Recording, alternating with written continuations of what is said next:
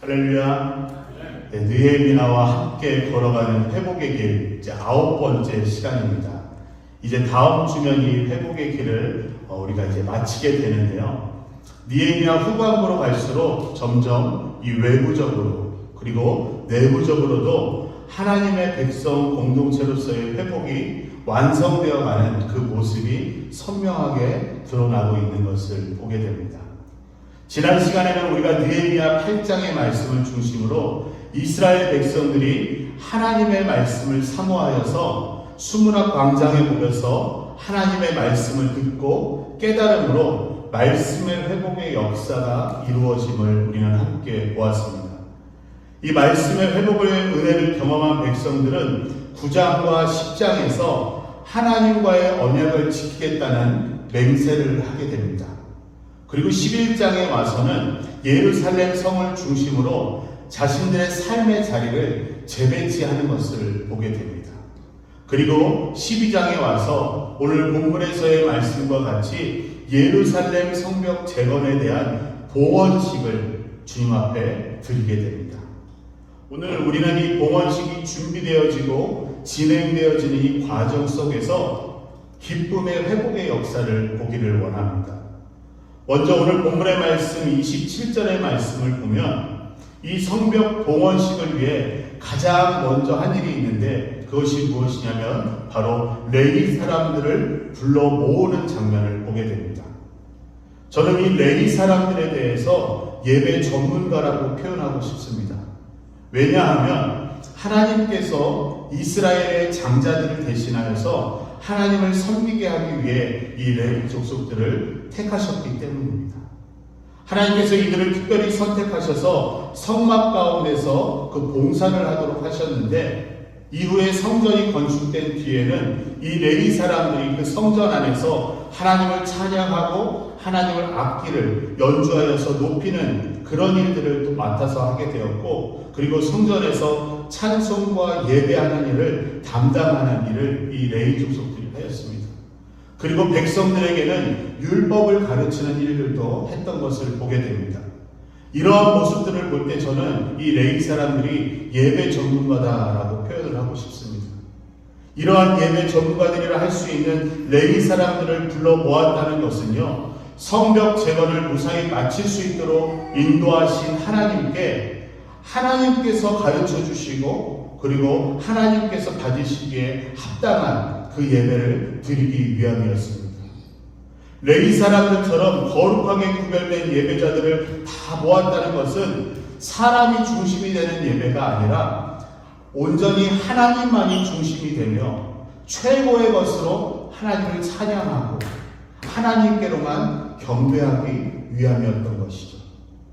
이 성벽 봉헌식은 지금까지 성벽을 재건하기 위하여서 수고하였던 우리가 누구를 생각할 수 있죠? 느헤미야를 생각해 볼 수 있습니다. 그리고 여러 지도자들을 생각해 볼 수 있는데 이 예배는요, 이 수고하였던 느헤미야와 여러 지도자들을 위한 행사가 아니라 철저하게 하나님께 드리는 감사와 기쁨의 예배였던 것입니다. 때로는 우리가 하나님 앞에 예배를 드릴 때 하나님 앞에서 우리가 온전한 예배로 나아가지만 우리가 사람인지라 사람의 눈에 보이는 것들에 현혹될 때가 있습니다. 어떠한 예배 가운데는 화려한 찬양팀이 주목받기도 하고요. 때로는 설교자가 사람들의 영광을 받게 되는 일도 보게 됩니다. 또는 어떤 특별한 예배들은 마치 특정 사람이나 행사를 위해서 드려지는 예배처럼 보여지기도 합니다. 이 느헤미야와 여러 지도자들은 자신들의 수고와 업적을 위한 예배를 준비하였던 것이 아니라 철저히 하나님께로만 드려지는 예배를 준비하며 나아갔던 것입니다. 그렇습니다. 예배 가운데 찬양과 모든 경배를 받을 수 있는 대상은 오직 여호와 하나님 한 분이십니다. 사랑하는 성도 여러분, 우리 모두는 그리고 우리 예수로 교회는 오직 여호와 하나님 한 분만을 예배하는 그러한 공동체, 그러한 교회가 되기를 간절히 소망합니다. 어떠한 일이 있더라도 우리 가운데 우리 자신이 드러나는 예배가 아니라 우리 교회가 드러나는 예배가 아니라 오직 하나님 한 분만이 높임을 받으시고 하나님의 영광만이 나타나는 그러한 예배를 드리기를 소원하는 것입니다. 이제 우리 예수로 교회는 8월 11일에 창립 기념 예배를 드리게 됩니다. 되돌아보면 이 성벽이 재건되었던 것처럼 우리 가운데도요, 이 교회가 세워지기 위한 여러 시간들이 지나왔음을 우리는 보게 됩니다. 우리가 말씀 가운데 보았던 것처럼 성벽이 재건되는 데는 52일이 걸렸습니다. 그거에 비해서 우리는 조금 더 걸린 것 같습니다. 그만큼 하나님께서 더 준비시키셨고 그 모든 시간 가운데 더 하나님만을 바라보게 하셨으며 그 가운데서 여호와 이레의 하나님을 경험케 하시며 여기까지 인도하셨다는 것을 고백할 수 있게 됩니다. 우리 예수로 교회가 세워지는 과정 가운데 수많은 은혜들이 있었지만 여전히 경험되어지고 있는 은혜를 짧게 나누기를 원합니다. 오늘 본문에서와 같이 예배 전문가들을 불러 모은 것과 같이 저도 교회를 시작하기 앞서서 하나님 앞에 기도했다는 것이 있습니다. 그 기도의 제목은 하나님께 예배를 위한 찬양팀들, 예배 팀원들을 보내주시고 붙여달라는 그 기도를 하나님께 드렸었습니다. 너무나 감사하게도 하나님께서는 그 기도 가운데 응답하여 주셨고요. 첫 예배가 드려지기 전부터 모든 예배 봉사자들이 모이고 준비가 되는 은혜를 경험케 하셨습니다. 또한 하나님께서는 여러 손길들을 통하여서 도네이션 또는 헌물을 통하여서 예배에 필요한 모든 음향 장비와 모든 악기들을 채워주셨음을 경험케 하셨습니다. 하나님께서 저희 예수로 교회의 예배를 통해서 영광 받으시기 원하셔서 이 모든 것들을 채워주셨음을 고백하게 되는 그러한 은혜인 것이죠. 그런데 지난주에 또다시 여호와 이레의 은혜를 허락하여 주셨습니다. 이 앞에 보시면 모든 악기가 하나님을 예배하기 있어서 중요하고 필요한 악기들이죠. 그 가운데 이 피아노 건반은 빼놓을 수 없는 중요한 악기입니다. 우리 찬양팀의 건반은요, 제가 약 25년 전에 제가 처음으로 찬양 사역을 시작하면서 제 자신에게 선물했던 그 건반이었습니다. 미국에 유학 오면서까지 제가 비싼 배송료를 지불하면서 이 악기를 미국에 가지고 왔습니다. 25년 정도의 시간이 지나서인지 한 2년 전에 이 악기가 이제 고장 증상이 나타나서 못 쓰고 집안 한 구석에 두었었습니다. 그런데 교회를 시작하면서 건반이 없다 보니까 혹시나 하는 마음에 그 건반을 꺼내서 쳐보았습니다. 근데 거짓말처럼 건반이 잘 작동을 하는 거예요. 그래서 할렐루야 감사하면서 교회로 가지고 와서 지금까지 예배 가운데 그 건반을 사용했습니다. 그런데 2주 전에 이미 눈치채신 분들이 계실 수도 있는데요. 예배 시간에 한참 찬양하는데 건반이 고장이 났습니다. 고장 증상이 나타나기 시작하면서 야, 이거 큰일 났다.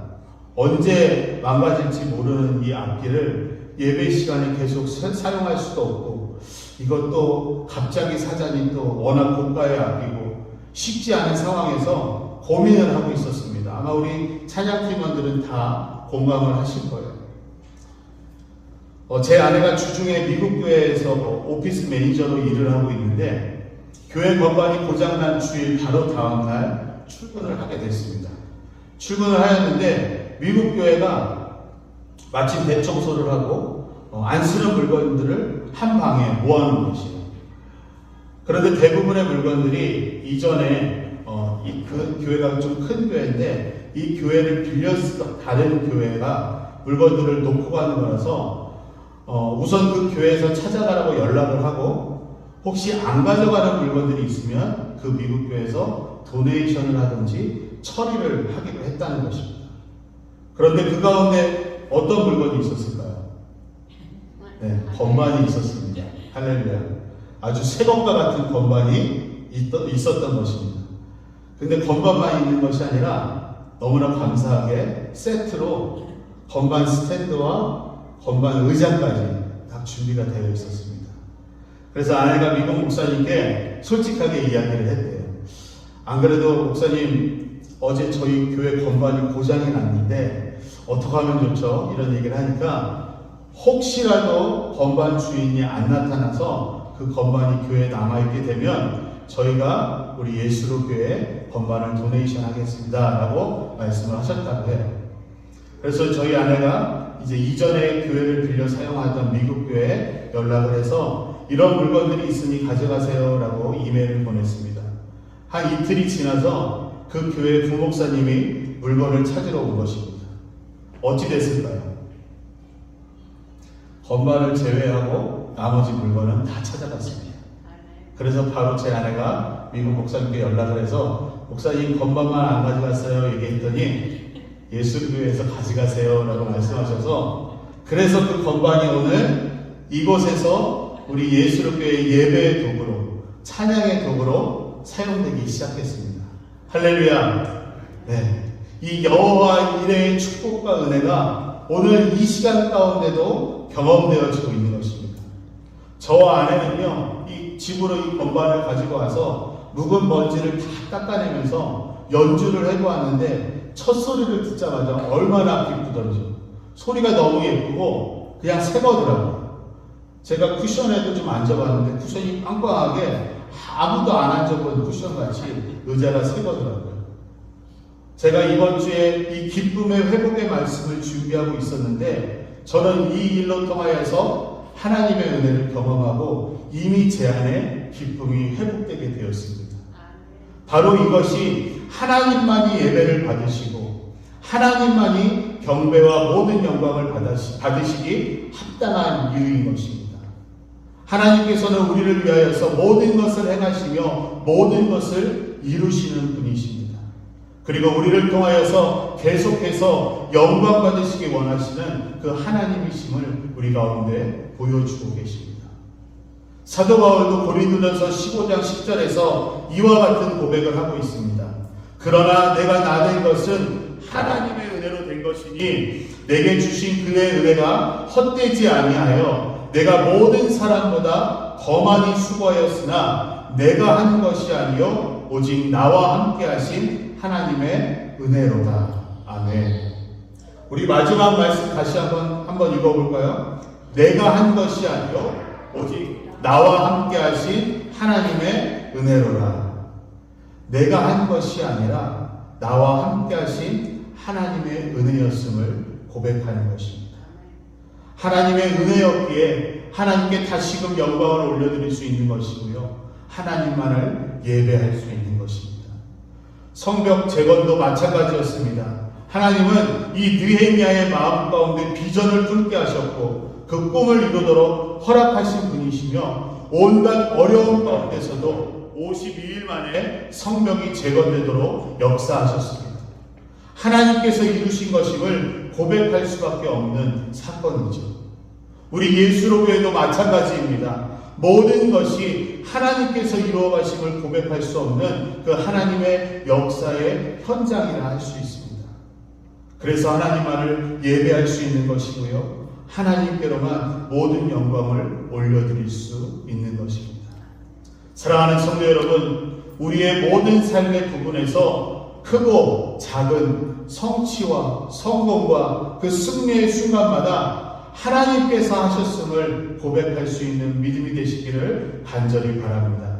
그리고 그 은혜로 인하여서 하나님만을 예배하며 하나님께로만 영광을 올려드리는 우리 모두가 되기를 간절히 소망합니다. 우리 계속해서 30절의 말씀을 보시면요, 성벽 봉헌식을 위해서 모인 제사장들과 이 레위인들은 먼저 자신의 몸을 정결케 하고요, 또한 모든 백성과 성벽과 성벽 문까지 정결하게 하시는 의식을 거행하게 됩니다. 여기서 정결 의식을 가졌다는 것은 두 가지를 의미하고 있는데요. 첫 번째는 새로운 시작이나 새로운 결단을 의미하는 것입니다. 느헤미야를 중심으로 성벽을 재건한 근본적인 이유는 바로 하나님의 백성 공동체로서의 회복이었습니다.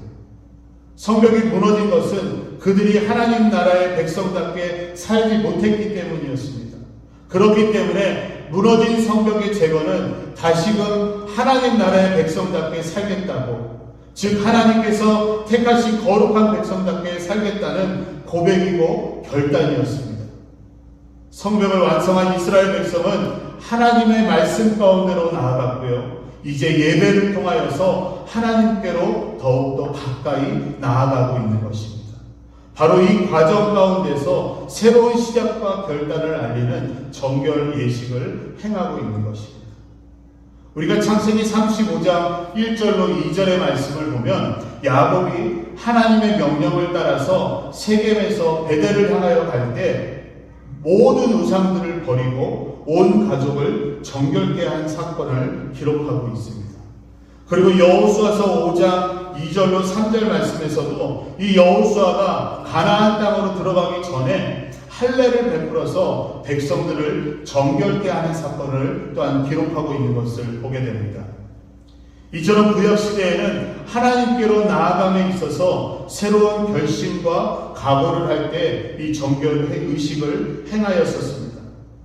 그러나 신약시대로 넘어오면서 더 이상 이러한 정결 의식은 필요가 없게 되었습니다. 왜냐하면 예수 그리스도께서 십자가에서 흘려주신 그 보혈로 말미암아 그 정결함이 완성되었기 때문입니다. 그렇기 때문에 우리들은 더 이상 구약과 같이 정결의식을 행할 필요가 없는 것입니다. 우리가 새로운 결단을 할 때에는 예수 그리스도께서 우리를 정결케 하시기 위해서 십자가에서 흘리신 보혈이 얼마나 값지고 위대한 것인 것을 우리가 기억하고 감사함으로 나아가면 되는 것입니다. 그리고 우리가 생각해 볼 수 있는 이 정결의식이 가진 두 번째 의미는 나를 비우고 그 안에 주님으로 채우는 것을 의미하는 것입니다. 내 자신을 정결하기 위해서 먼저 내 자신을 비우고 자기 부정을 하고 낮아져야 하는 것입니다. 그래야 내 안에 주님으로 채울 수가 있습니다. 우리가 정결함으로 우리 안에 주님을 채우기 시작하면 우리는 우리 자신이 나타나는 것이 아니라 우리 자신은 겸손해지고 그 안에 계신 주님만이 높임을 받으시게 됩니다. 오늘 느헤미야의 모습을 통해서 자신은 낮아지며 그 가운데 주님만이 높아지시는 모습을 우리는 보게 됩니다. 오늘 본문 31절로 39절의 내용을 보면 이 그림을 참고해 보시면요, 이스라엘 백성들과 찬송하는 자들이 두 무리로 나뉘어서 각각 성벽의 오른쪽과 왼쪽으로 행진을 하기 시작합니다.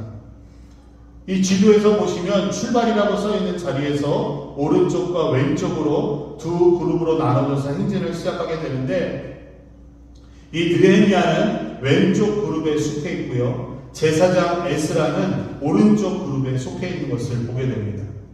그런데 이 두 그룹의 차이는요, 제사장 에스라는 행진을 하는 이 그룹 맨 앞에서 이 그룹을 리드하며 이끌고 있고요, 느헤미야는 찬송하는 자들의 맨 뒤에 그룹에 속하여서 그 그룹을 따라가고 있는 모습을 보게 됩니다.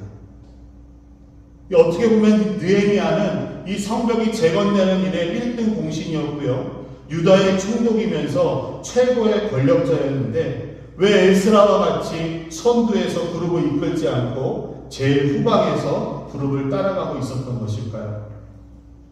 근본적인 이유를 말하자면 느헤미야는 에스라와는 달리 레위 사람도 아니었고요, 제사장 가문에 속하는 사람도 아니었습니다. 바로 느헤미야는 자신이 어디에 서 있어야 되는지 자신의 자리를 분명히 알고 있었던 사람입니다. 그렇다 하더라도 이 느헤미야가 인간적인 욕심을 내세워서 내가 유다의 총독이라는 자신의 지위를 내세워서 내가 성벽 공사를 하고 있어서 헌신한 정도를 자랑하려 했다면 충분히 맨 앞 선두에서 그 그룹을 이끌었을 수도 있는 상황입니다. 하지만 느헤미야는요, 이 성전 봉헌식에서 자신의 지위나 공로를 내세운 대신에 자신을 비워 내려놓음으로 말미암아 내 안에 계신 하나님만을, 하나님의 행하심만을 나타내고 오직 하나님께로만 감사와 영광을 올려드리기 위해서 자신의 자리를 지키고 있었던 것을 보게 됩니다. 이 느헤미야는 자신의 겸손함과 또한 율법 가운데 나와 있는 그 지식으로 말미암아 성전 봉헌식에서 자신의 위치가 어디인지를 분명히 알았고 그 자리가 맨 뒤였음에도 불구하고 그대로 따르면서 자신을 낮추고 주님만을 높이고 있었던 것입니다. 사랑하는 성도 여러분, 교회와 믿음의 공동체를 섬기는 우리 모습 가운데 이러한 느헤미야와 같은 모습이 있어야 할 것입니다. 교회 안에서 우리 각자에게 맡겨진 자리를 겸손히 지킬 때 교회는 화평한 가운데 성장해 나갈 수가 있습니다. 실제로 많은 교회들이 너무나도 안타깝게도 직분이나 서열 문제로 어려움을 겪게 되는 것을 보게 됩니다. 교회 안에서 서열이라는 표현을 쓰는 것 자체가 문제인 것이죠. 이번에 교단 헌법교육을 받으신 우리 직분자분들은 분명하게 배웠습니다. 우리 장로교 규례서에는 교회의 직분이 수직적인 서열이 아니라 수평적인 기능임을 우리는 분명히 배웠죠. 성도들 각자가 주어진 역할에 충실하면서 자신이 행한 것들을 드러내는 대신에 그 일을 맡겨주시고 그 일을 감당할 수 있도록 능력을 주신 하나님께 감사하면서 하나님만을 드러내는 것이 바로 온전한 성도로서, 온전한 직분자로서 마땅한 모습입니다. 사랑하는 성도 여러분, 내 자신을 정결하게 함으로 내 안에 주님으로 채우시고 나 자신은 낮아지고 내 안에 주님만을 높이며 나아갈 수 있는 우리 모두가 될 수 있기를 간절히 바랍니다. 마지막으로 40절로 43절의 말씀을 보면 정결의식을 마친 후에 서로 반대 방향으로 가던 이 행진하던 두 그룹이 드디어 하나님의 전에서 성전에서 만나서 크게 찬양하고 큰 제사를 드리는 것을 보게 됩니다. 43절 말씀에 보면 행진을 마친 후에 성전에 모여서 제사를 드리고 있는데 거기에 누가 나타나고 있냐면 말씀 가운데 그곳에 아내들과 아이들이 함께 있었던 것을 보게 됩니다. 우리가 나중에 제사에 대해서 자세히 나누겠지만 여자들과 어린아이들이 함께 그 제사 가운데 있었다는 것은 이 제사는 죄를 용서받기 위한 속죄제나 속건제가 아니라 하나님과의 평화를 이루고 하나님과의 친교를 이루기 위한 화목제임을 우리는 보게 됩니다. 우리 43절의 말씀을 다시 한번 우리 함께 읽어볼까요? 43절 말씀 한번 보여주시겠습니까? 네. 또한 그들은 그날 희생제사를 크게 드리고 즐거워했습니다. 하나님께서 그들에게 큰 기쁨을 주셨기 때문입니다. 아내들과 어린아이들도 즐거워했습니다. 그리하여 예루살렘에서 즐거워하는 소리가 멀리까지 들렸습니다. 아멘. 이 말씀을 보시면 이 말씀에서 반복적으로 표현되고 있는 모습이 있습니다. 어떠한 모습이죠? 바로 즐거워했다는 모습이 계속해서 언급되고 있습니다. 백성들이 제사를 드리면서 이토록 즐거워하고 큰 기쁨을 누릴 수 있었던 이유는 무엇일까요? 지난 시간들을 생각해보면 이스라엘 백성들은 성벽 재건 공사를 하면서 대적들로 인하여서 많은 어려움들을 겪었습니다. 그럼에도 불구하고 하나님의 도우심 가운데 짧은 시간 안에 이 성벽 재건 공사를 마칠 수 있었습니다. 어려움이 있었던 것만큼 성벽을 완공한 후에는 이 사람들의 기쁨이 더하였을 것입니다. 그런데 오늘 본문에서는 예배를 드리면서 모두가 심히 즐거워한 이유에 대해서 사람들이 그동안 고생했기 때문에 기뻐하고 즐거워했다는 것이 아니라 분명한 이유는 하나님께서 큰 기쁨을 주셨기 때문이라고 말씀하고 있습니다. 이 말씀은 감사와 기쁨으로 예배를 드리고 있는 이 이스라엘 백성들에게 하나님께서 특별하게 내려주신 은혜였습니다. 이 예배 가운데 하나님께서 은혜를 베풀어 주셨는데 그 은혜가 바로 큰 기쁨이었던 것이죠. 사랑하는 성도 여러분, 우리 예수로 교회의 모든 예배 가운데 이러한 주님으로부터 오는 큰 기쁨의 은혜가 있기를 간절히 소망합니다. 매 예배 시간마다 오늘 본문의 말씀처럼 모든 자들이 기뻐하고 즐거워하는 그러한 예배가 우리 교회 가운데 드려지기를 간절히 소망합니다. 우리가 오늘 찬양 시간에 함께 고백하였죠. 시편 4편 7절의 말씀을 우리가 함께 찬양하며 고백하였습니다. 주께서 내 마음에 두신 기쁨은 저희의 곡식과 새 포도주에 풍성할 때보다 더하나이다. 하나님으로부터 오는 큰 기쁨은요, 우리가 풍성히 가지고 있는 이 만족함의 기쁨을 넘어서는 기쁨입니다. 인간의 수고와 노력으로 인하여서 우리가 누리게 되는 그 성취의 기쁨, 성공의 기쁨을 넘어서는 기쁨입니다.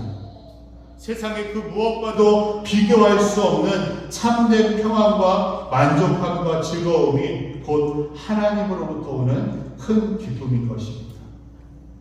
이 시간으로 볼 때 이 이스라엘 백성들이 하나님께 예배를 드리는 이 순서 가운데 보면 이스라엘 백성들이 기쁨으로 하나님께 나아갔고 그 예배를 받으신 하나님께서는 그들의 심령 가운데 큰 기쁨으로 은혜를 내려주신 것입니다.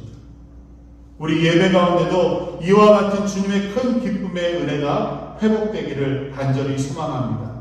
찬양하는 가운데, 하나님의 말씀이 선포되는 가운데, 기도하는 가운데, 심지어 우리가 친교 시간을 갖는 가운데도 하나님께서 주시는 그 큰 기쁨의 은혜가 우리 가운데 회복되기를 간절히 바랍니다. 더 중요한 것은요, 43절 마지막 말씀입니다. 큰 기쁨을 받아 즐거워하는 것으로 끝나는 것이 아니라 그 큰 기쁨은 예루살렘에서 멀리 떨어진 것까지 들리게 되었다라는 것이죠. 우리가 누리게 되는 이 기쁨은요, 우리만이 즐거워하는 것으로 끝나는 것이 아니라 우리 이웃들에게, 주님을 알지 못하는 자들에게, 주님의 기쁨이 필요한 자들에게 멀리 멀리 퍼져나가야 하는 것입니다. 사랑하는 성도 여러분, 하나님께서 주시는 기쁨을 경험해 보신 적이 있으신가요? 우리는 하나님을 진정으로 예배하는 가운데, 그리고 하나님의 말씀에 믿음으로 순종하는 가운데, 하나님의 사람들과 교제하는 가운데 하나님께서 주시는 그 특별한 기쁨을 경험하게 됩니다.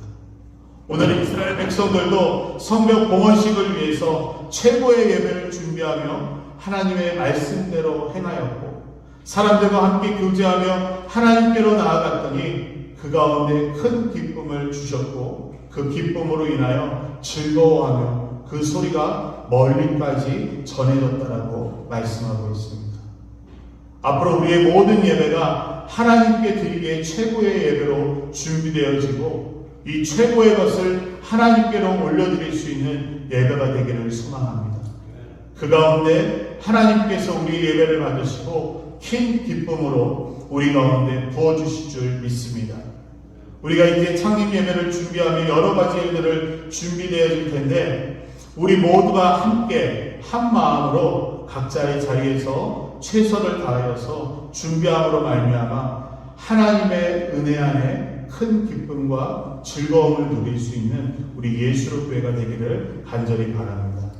또한 이 예배를 시작으로 우리 모두와 우리 예수로 교회가 오직 여호와 하나님만을 예배하고 하나님을 기쁘시게 함으로 기쁨이 충만한 교회가 되어서 우리 이웃들에게까지 우리의 큰 기쁨과 즐거움을 전달할 수 있는 그러한 건강한 교회, 건강한 믿음의 공동체가 되기를 간절히 소망합니다.